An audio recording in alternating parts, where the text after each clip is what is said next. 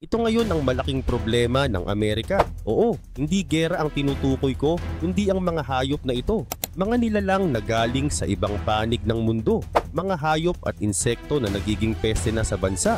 May mga isdang tumatalon mula sa tubig at sumasalpok sa mga tao. At may mga palakang kayang pumatay ng aso at mga ahas na nilulunok ng buo ang buwaya. Lahat ng ito ay totoo at kasalukuyang nangyayari sa Amerika. Kaya naman sa video na ito ay samahan mo ako at tutuklasin natin ang mga invasive species na unti-unting binabago at winawasak ang kalikasan ng Amerika.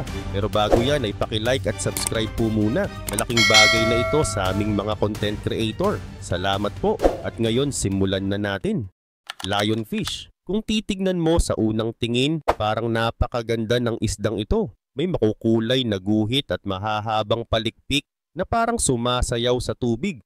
Pero huwag magpaloko dahil ang lionfish ay isa sa pinakamapaminsalang mananakop ng dagat. Galing sila sa Indo-Pacific pero noong dekada 1980s, bigla silang kumalat sa Atlantic at Caribbean. Sinasabing nagsimula ito nang may mga may-ari ng aquarium na pinakawalan ng kanilang alaga sa dagat. At dahil wala silang natural na kalaban, mabilis silang dumami at unti-unting winasak ang mga coral reef.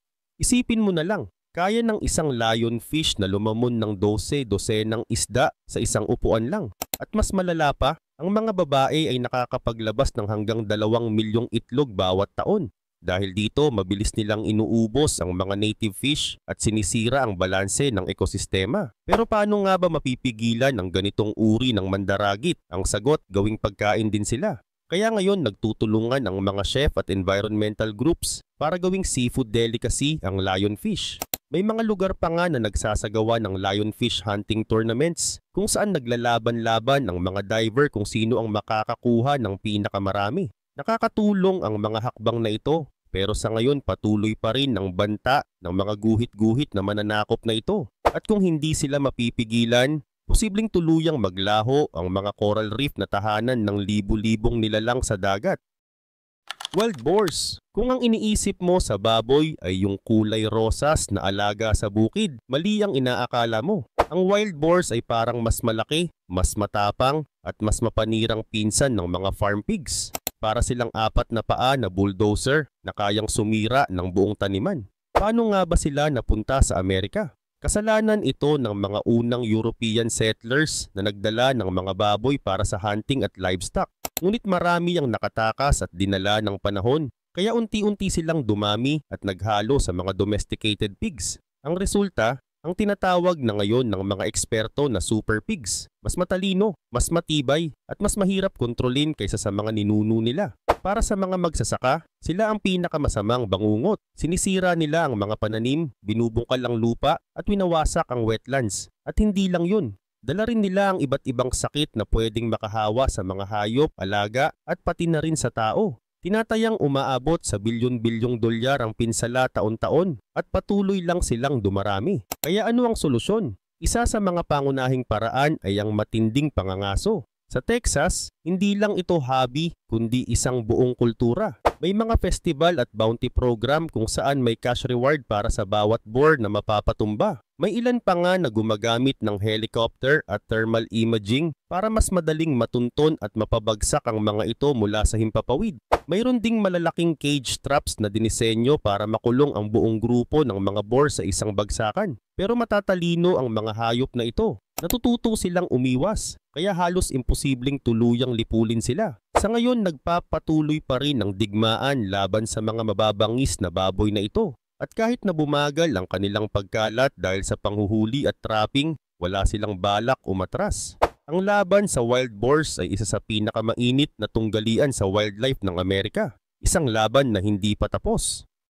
Giant African Snail. Kung iniisip mo na ang mga snail ay mabagal at halos walang ginagawa kundi gumapang, ay nagkakamali ka. Ang Giant African Snail ay parang halimaw sa mundo ng mga mollusk. Sobrang laki nito, sobrang takaw at sobrang delikado. Kaya nitong lumaki ng hanggang 8 pulgada, mas mahaba pa kaysa sa kamay ng tao. Unang nakita ito sa Florida at mula noon naging bangungot na para sa mga magsasaka. Nilalamon nila ang daan-daang uri ng halaman, mula gulay, prutas hanggang balat ng puno. Hindi lang tanim ang nasisira, Dala rin nila ang parasite na maaaring magdulot ng meningitis sa tao. Paano mo naman mapipigilan ang isang mabagal pero tuloy-tuloy na pagsalakay? Isa sa mga kakaibang paraan ay ang paggamit ng espesyal na sinanay na aso. Oo, mga aso na sinanay para maamoy at matunton ng mga kuhol na nagtatago. Para itong high-stakes game ng hide and seek.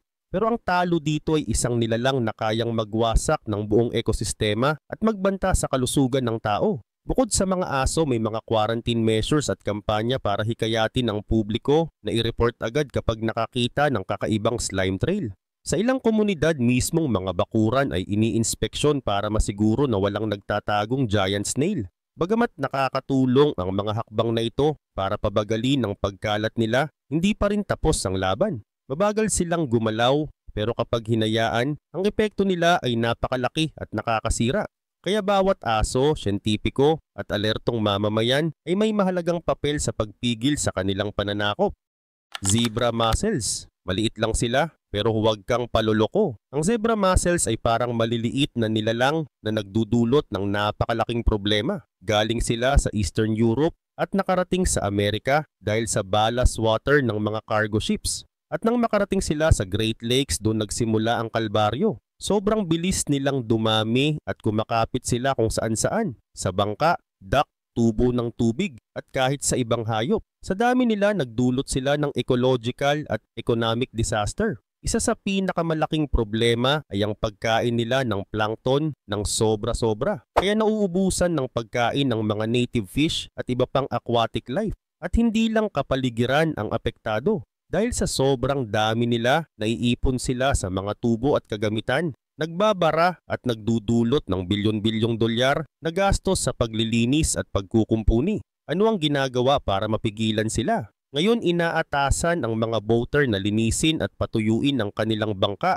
bago ilipat sa ibang tubig. Gumagamit din ng mga siyentipiko ng biological control tulad ng bakterya na partikular na tumatarget sa zebra mussels nang hindi nakakasama sa ibang wildlife. May mga kampanya rin para ipaalala sa lahat na suriin ang kanilang gamit at iwasang maging aquatic hitchhikers. Pero kahit anong gawin parang apoy na kumakalat ang zebra mussels. At sa ngayon pinatutunayan nila na minsan ang pinakamapanganib na mananakop ay hindi yung malaki, kundi yung halos hindi mo napapansin hanggang huli na ang lahat.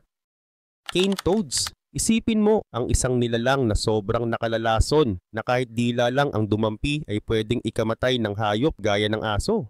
Yan ang cane toad, isa sa pinakakilalang mananakop sa Florida na may dalang lason na kayang pumatay ng hayop at magdulot ng matinding pinsala sa kalikasan. Galing sila sa Central at South America pero dinala sila sa ibang bansa tulad ng Australia at Florida para kontrolin ang mga peste sa taniman. Ang problema, hindi lang peste ang kinain nila, pati lahat ng madaanan. Ngayon mabilis na silang dumadami, nilalamon ang mga native species at pinapahamak ang mga hayop na nagtatangkang kainin sila. Hindi ito basta-bastang palaka. Ang cane toad ay may glandula sa batok na naglalabas ng makapal na puting lason kapag may banta sa kanila. Kapag nalanghap o nainom ng aso o pusa, maaring mauwi ito sa kamatayan. Sa tao naman pwede itong magdulot ng matinding pagkahilo at pagkakasakit. Kaya ano ang ginagawa ng mga tao? Sa Florida mismong mga residente ang kumikilos. May mga community patrol na gabi-gabi nag-iikot gamit ang flashlight para hulihin ang cane toads. Kapag nahuli, sila ay humanely euthanized para hindi na makapinsala pa. May mga lugar ding naglalagay ng toad-proof fences at sinusubukan ng mga researcher ang pheromone traps para maakit at mahuli ang mga ito bago makapangitlog. Pero dahil sa sobrang bilis nilang dumami, halos imposibleng tuluyang mawala ang mga ito. Sa ngayon, ang laban ay tungkol sa kontrol at pagbawas ng bilang nila, hindi ang total eradication. At habang nagpapatuloy ang labang ito, nananatili ang cane toads bilang isa sa pinakamatitinding lasong dala ng kalikasan sa Amerika. Fire ants. Isipin mo na naglalakad ka ng nakapaa sa damuhan sa isang mainit na araw, tapos bigla ka na lang tinuklaw ng paulit-ulit. Masakit, mahapdi, at parang nasusunog ang balat mo. Yan ang fire ants. Maliit pero ubod ng tapang na mananakop ng Amerika. Galing sila sa South America at unang nakarating sa United States noong dekada 1930s, sakay ng mga cargo shipment. Simula noon, kumalat sila ng parang apoy, bumuo ng malalaking kolonya sa ilalim ng lupa at umatake sa kahit anong madapuan. Hindi lang simpleng kati ang dala nila. Ang mga kagat at sting ng fire ants ay nag-iiwan ng mga pantal na sobrang hapdi at sa ilan pwede pang magdulot ng matinding allergic reaction na nakamamatay. At hindi lang tao ang biktima, pati mga hayop at alagang hayop ay nadadamay sa malupit nilang pag-atake. Para sa mga magsasaka, isa rin silang malaking problema. Sinisira nila ang mga pananim, pumapasok sa bahay at umaatake pa sa mga bagong silang na hayop sa bukid. Tinatayang bilyon-bilyong dolyar na ang nawala dahil sa damage ng mga fire ants sa agrikultura at infrastruktura. Kaya ano ang ginagawa laban sa kanila? Isa sa mga kakaibang solusyon ay ang paggamit ng parasitic phorid flies, mga insektong nangingitlog sa mismong katawan ng fire ants. Kapag napisa ang itlog, kinakain ng larva ang langgam mula sa loob hanggang tuluyang maputol ang ulo nito. Para itong totoong horror movie, pero epektibong paraan para bawasan ang kanilang bilang. Bukod dito, ginagamit din ng mga bait traps, insecticide at kahit ang pagbuhos ng kumukulong tubig para lipulin ng mga kolonya. Pero matindi ang survival skills ng fire ants. Kapag may baha, kaya nilang gumawa ng living raft, nagsasama-sama sila at lumulutang sa tubig hanggang makahanap ng bagong lugar na masasalakay. Kaya hanggang ngayon nananatiling isa ang fire ants sa pinakamahirap na kalaban. Maliit man sila, pero ang pinsala nila ay kasing laki ng isang digmaan laban sa kalikasan. European starlings. Ito ang nilalang na napakapeste at delikado. Noong 1819, isang mayamang tagahanga ni Shakespeare ang nagkaroon ng ideya. Pakawalan daw sa Central Park ang lahat ng ibong nabanggit sa mga dula ng Makata at kasama doon ang starlings. Mga 100 ibon lang ang pinakawalan noon, pero ngayon mahigit 200 milyong starlings na ang nagkalat sa buong North America. Ano ang problema sa kanila? Una, agresibo sila. Inaagaw nila ang pugad ng mga native birds tulad ng bluebirds at woodpeckers, kaya hirap ang mga ito na mabuhay. Pangalawa, sila ay matinding peste sa agrikultura. Kayang ubusin ng isang malaking kawan ang buong taniman ng butil, prutas o berries sa loob lang ng ilang oras. Pero ang pinakamapanganib sa lahat ay ang mga kawan nilang tinatawag na murmurations. Kapag milyon-milyong starlings ang sabay-sabay lumilipad, parang napakagandang tanawin sa langit, pero pwede rin itong magdulot ng matinding sakuna. Noong 1960, isang eroplano ang bumagsak matapos lumusot sa isang kawan ng starlings at 62 tao ang namatay. Kaya't ano ang ginagawa laban sa kanila? Gumagamit ang mga magsasaka ng ingay, traps at scare tactics tulad ng tunog ng predator para itaboy sila. Sa ibang lugar may calling programs at pati chemical control, bagamat delikado ito sa kapaligiran. Pero sa kabila ng lahat ng pagsisikap, patuloy pa rin silang dumadami. Ang simpleng hilig ng isang tao sa Shakespeare ay nauwi sa isa sa pinakamalalang ecological mistakes sa kasaysayan ng Amerika. Japanese beetles. Kung titignan mo, para silang maliliit na hiyas, makintab na kulay berde at tansong kumikislap sa araw. Pero sa likod ng malaalahas na hitsura, ang Japanese beetles ay isa sa pinakamatitinding peste sa mga hardin sa Amerika. Unang dumating sila mula Japan noong early 1900s, nakasakay sa mga shipment ng halaman. Simula noon mabilis silang kumalat at naging bangungot ng mga magsasaka at hardinero. Ang hilig nila, halos lahat ng halaman. Roses, puno ng prutas, gulay. Kung may dahon, kakainin nila. Hindi lang basta ngangat-ngatin ang mga ito. Iniiwan nilang parang multo ang mga dahon dahil kinakain nila ang laman at tanging ugat-ugat lang ang natitira. At ang mas malala, hindi lang ang adult beetles ang problema. Ang mga larva o grubs nila ay naninirahan sa ilalim ng lupa, sumisipsip sa ugat ng damo at unti-unting pumapatay ng buong damuhan mula sa ilalim. Ano ang ginagawa ng mga tao laban sa kanila? Ang ilan mano-manong pinupulot ang mga beetles at inilulublob sa tubig na may sabon. Ang iba naman gumagamit ng pheromone traps na umaakit sa kanila. Pero minsan mas marami pa silang naaakit kaysa nahuhuli. Mayroon ding biological approach kung saan ginagamit ang nematodes, maliliit na bulate na pumapatay sa mga larvae. Natural insecticides gaya ng neem oil ay isa ring panangga. Pero kahit na iba't ibang paraan ang sinusubukan, patuloy pa rin ang pagdami ng Japanese beetles. Matibay, mabilis mag-adapt at walang pinipili, kaya't hanggang ngayon isa pa rin sila sa pinakamatitinding kalaban ng mga hardinero at magsasaka. Asian carp. Isipin mong nagre-relax ka lang sakay ng maliit na bangka sa ilog, tapos biglang may dambuhalang isda na tumalon at sumalpok sa mukha mo. Ganyan ang reputasyon ng Asian carp, mga acrobats ng tubig na naging bangungot sa mga ilog at lawa ng Amerika. Una silang dinala mula Asia noong mid-1900s para tulungan sa fish farms at wastewater treatment. Ang trabaho nila kainin ang algae at plankton. Pero nang magbaha noong dekada 1970s, nakatakas sila at kumalat sa Mississippi River Basin. Simula noon parang tidal wave na hindi mapigilan ang kanilang pagdami. Matindi ang problema dahil kinakain nila ang plankton, ang pangunahing pagkain ng mga native fish. At dahil sobrang dami nilang magparami, halos nauubusan ng pagkain ng mga lokal na species. Ang mga babae ay kayang mangitlog ng hanggang 1,000,000 itlog kada taon. Isipin mo na lang kapag libo-libo silang sabay-sabay. Pero hindi lang yan ang nakakatakot. Kilala ang Asian carp sa kakaibang ugali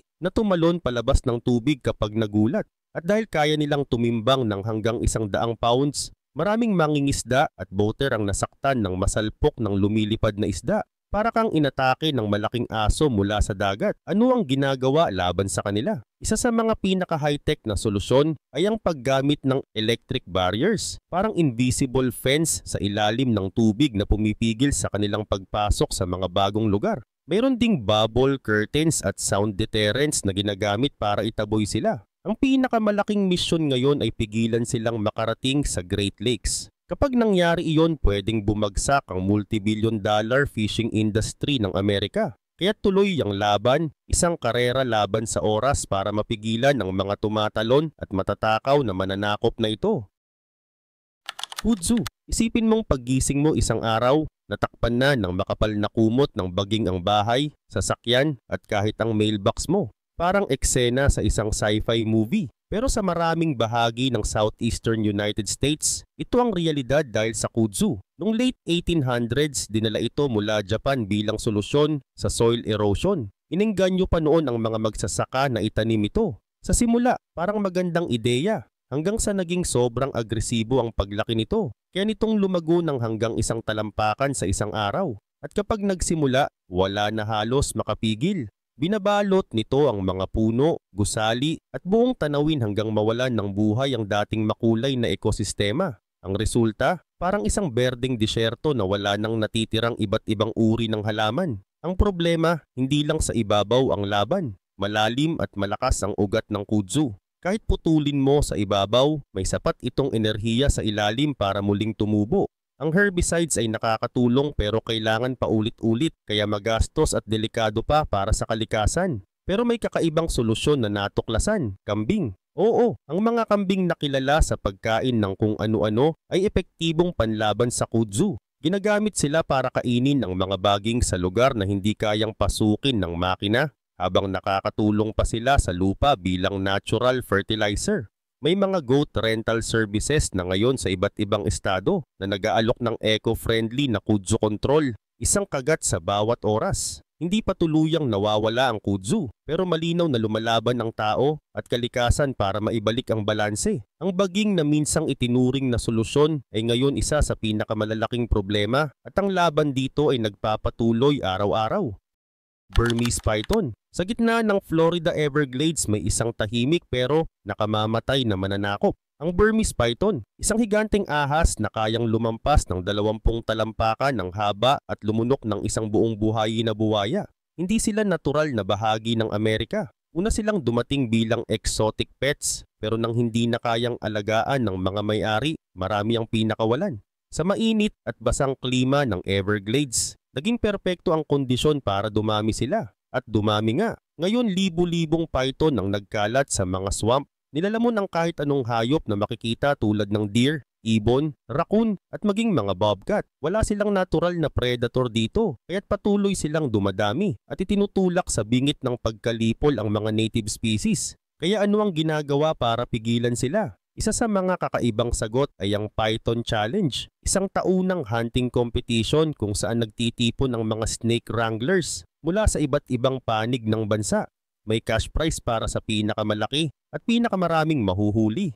Kaya't para itong kombinasyon ng extreme sport at conservation. Pero hindi sapat ang hunting lang. Kaya't gumamit ang mga siyentipiko ng Judas snakes, mga python na may radio tag na sinusubaybayan para matuklasan ang mga breeding grounds. Mayroon ding mga drone na may thermal imaging para makita ang mga ahas mula sa himpapawid. Sa kabila ng lahat ng ito, nananatiling mabigat na kalaban ng Burmese python. Habang patuloy silang dumadami, lalong nalalagay sa panganib ang wildlife ng Florida. Ang Everglades ngayon ay parang larangan ng digmaan kung saan ang mga lokal na hayop ay unti-unting nawawala sa ilalim ng tahimik pero nakamamatay na paggapang ng mga ahas na ito.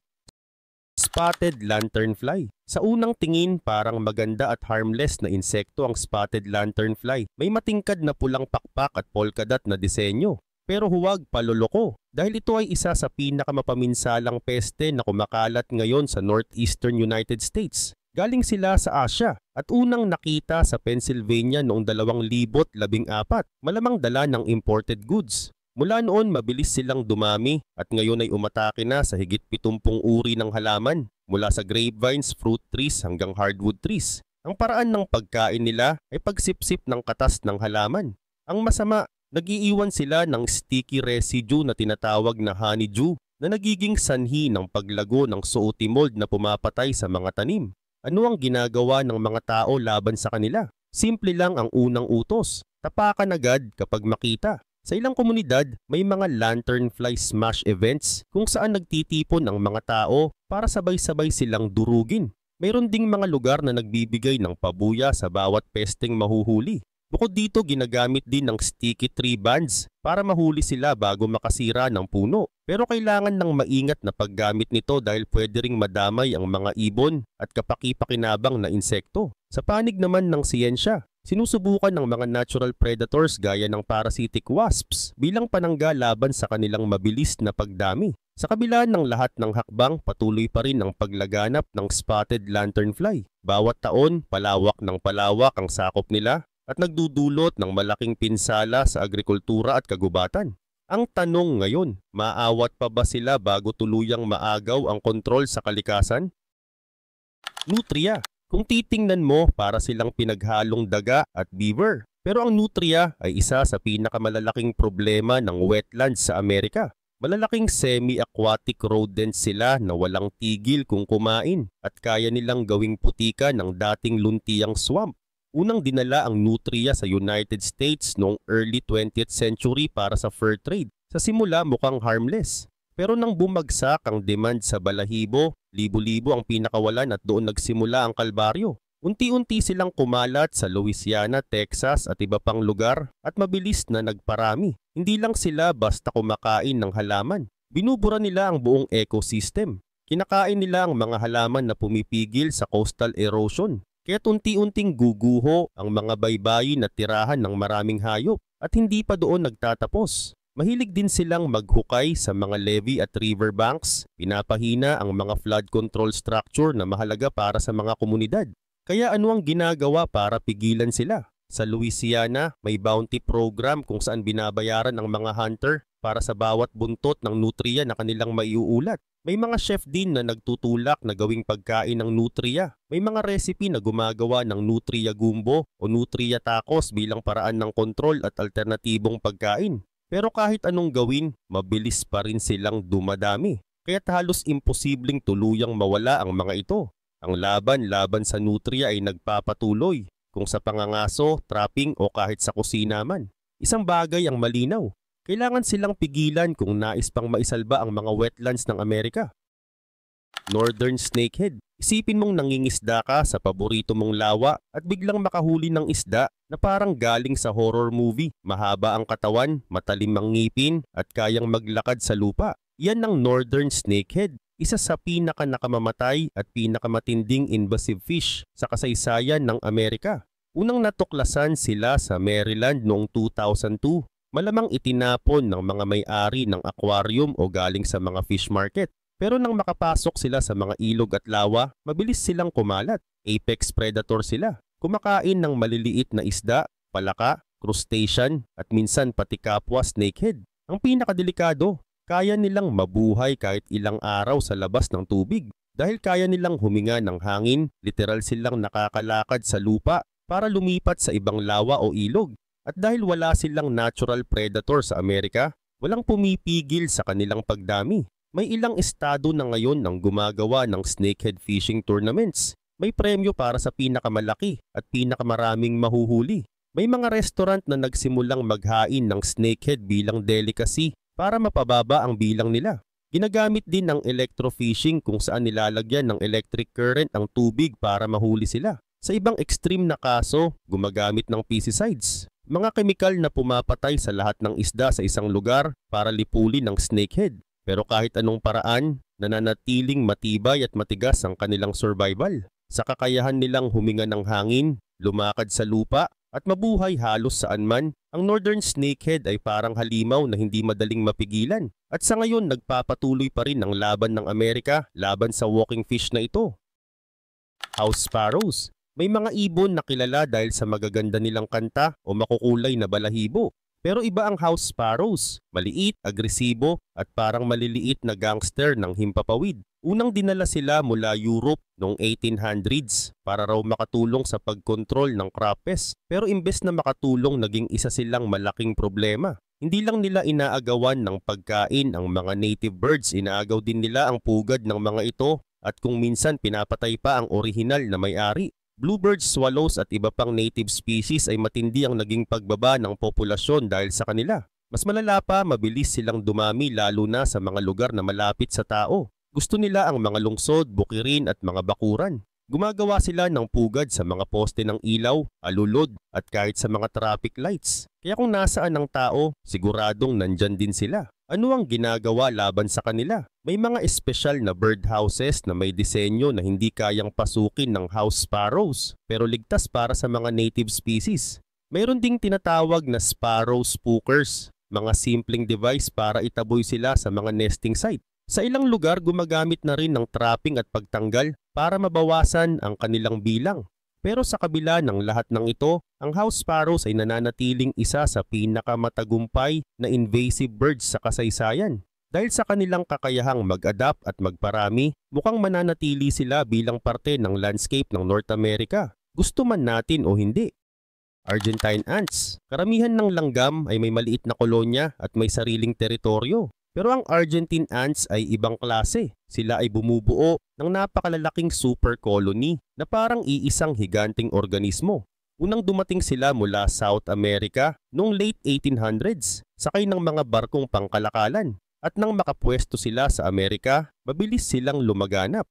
Hindi gaya ng ibang langgam na nag-aaway para sa teritoryo, ang Argentine ants ay nagtutulungan. Kaya nagiging mas malaki at mas malakas ang kanilang kolonya. Dahil dito, mabilis nilang nalalamangan at napapalayas ang mga native ants. At hindi lang sila nakikipag-away sa kapwa insekto. Pumapasok sila sa mga bahay, sinisira ang mga pananim, at inaatake pa ang mga beehive na naglalagay sa panganib sa mga pollinator. Sa mga lungsod, kilala rin sila sa pag-overrun ng electrical boxes, nagdudulot ng short circuit at pinsala sa appliances. Ano ang laban ng tao sa kanila? Ang karaniwang insecticide ay hindi sapat dahil kahit lipulin ng isang bahagi ng kolonya, tuloy pa rin ang iba. Kaya't sinusubukan ng mga researcher ang biological control, gaya ng parasitic fungi na tumatarget sa Argentine ants nang hindi nakakasama sa ibang species. Ang ilang homeowner naman ay gumagamit ng diatomaceous earth, pulbos na kayang pumutol sa exoskeleton ng langgam, o kaya ay bait traps na nagdadala ng lason pabalik sa kolonya. Pero dahil napakalaki ng kanilang super colonies, halos imposibleng tuluyang mapuksa ang mga ito. Kaya't hanggang ngayon nagpapatuloy ang laban sa Argentine ants. Isang digmaan kontra sa maliliit na sundalo na sama-sama kumikilos na parang isang higanting nilalang. Rock pigeons. Halos saan ka man tumingin sa lungsod, sa bubong, park, ilalim ng tulay, o kahit sa windshield ng kotse mo, nandyan ng mga rock pigeons. Ngayon, isa na sila sa pinakakaraniwang ibon sa mga syudad ng Amerika, pero hindi sila orihinal na bahagi ng view dito. Galing sila sa Europe at North Africa, kung saan una silang inalaga ang domesticated birds. Pero nang dalhin sila sa North America noong 1600s, marami ang nakatakas at unti-unting bumuo ng mga ligaw na populasyon. Sa mga syudad, natagpuan nila ang perpektong tirahan. Maraming pagkain, kakaunti ang predator at maraming lugar na mapagpugadan. Ang problema, dala nila ang mga pinsala at sakit. Ang kanilang dumi ay sobrang acid at nakakakain ng semento at metal, kaya't nakakasira ng mga gusali, monumento at sasakyan. Bukod pa rito, pwede silang magdala ng parasites gaya ng mites at fleas na nagdudulot ng sakit sa tao. Kaya't ano ang ginagawa ng mga syudad para kontrolin sila? May mga lugar na nagpakawala ng falcons at hawks bilang natural predator. May mga eksperimento rin sa birth control feed, espesyal na butil na pumipigil sa pagdevelop ng itlog ng mga kalapati. Karaniwan ding ginagamit ang spikes at netting para hindi sila makapugad sa mga gusali. Pero sa kabila ng lahat ng ito, nananatiling matibay at adaptable ang rock pigeons. Lagi silang nakakahanap ng paraan para manatili. At tila ba pinapatunayan nila na sa buhay lungsod, sila ang tunay na squatters na hindi basta-basta nawawala. Brown tree snakes. Isipin mong nasa isang isla ka na parang paraiso, pero wala kang maririnig na huni ng ibon. Sa halip may libu-libong ahas na gumagapang sa mga puno at kuryente na biglang nawawala sa gabi. Ganyan ang realidad sa Guam dahil sa pagsalakay ng brown tree snakes. Galing sila sa Australia at Papua New Guinea at unang nakarating sa Guam matapos ang World War II. Malamang sakay ng military cargo dahil walang natural predator sa isla at sagana ang pagkain mula sa mga native birds at maliliit na mammals, mabilis silang dumami. Ngayon tinatayang may hanggang 13,000 ahas kada square mile. Ginagawa ang Guam na isa sa pinakatinubuan ng ahas sa buong mundo. Hindi lang sila banta sa wildlife, sumasampa sila sa mga power line at nagdudulot ng blackouts. Pumapasok din sila sa mga bahay, nangagat ng tao at kumakain ng mga alagang hayop. At dahil may venom sila, mapanganib ito lalo na para sa mga bata at maliliit na hayop. Ano ang ginawa laban sa kanila? Sinubukan ang trapping at hunting, pero isa sa mga pinakabisar na solusyon ay ang airdrop ng mga lason na daga mula sa himpapawid. Oo, gamit ang maliliit na parachute, inihuhulog ang mga daga na may acetaminophen. Ligtas para sa ibang hayop pero nakamamatay sa ahas. Bagamat nakatulong ito para mabawasan ang bilang nila, halos imposibleng tuluyang mawala ang mga brown tree snakes. Sobra na ang pinsala nila sa ekosistema ng Guam. At ngayon ay nagsusumikap ang mga opisyal na pigilan silang kumalat sa iba pang isla sa Pacific. Kung mangyari iyon, mas marami pang wildlife ang posibleng mamatay. Ang laban-laban sa invasive species na ito ay nagpapatuloy. At ipinapakita ng kwento ng brown tree snake na minsan, ang isang nilalang na dumating ng hindi inaasahan ay kayang baguhin ang kapalaran ng isang buong isla.